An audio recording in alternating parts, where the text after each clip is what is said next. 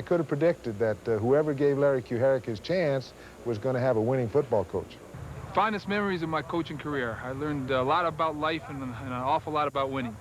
And I try to preach to these players that, you know, a student is what their teachers are. And Joe taught me a lot about the game and about life. I'm trying to carry it on to these guys here.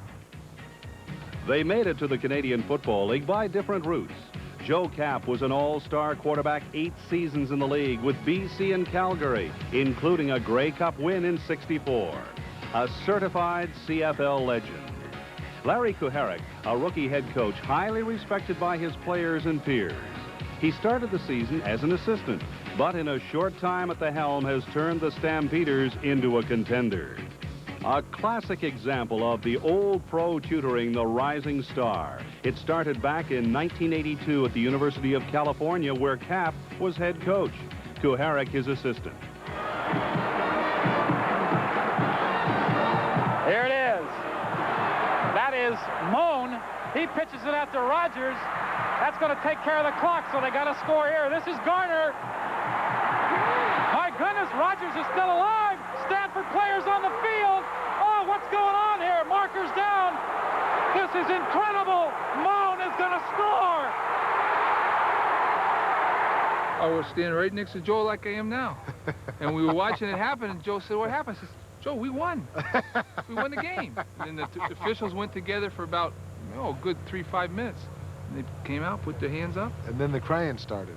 Probably part of a great deal of my downfall is when Lary went on to the USFL with the opportunity to make about twice as much money and advance himself, and there was certainly no way we'd hold him back. And he went on to call every play for the Invaders, the USFL team that went right to the very end, and came up here to Calgary, talked to Earl Lunsford about it at the time, and I said, "This guy's a winner."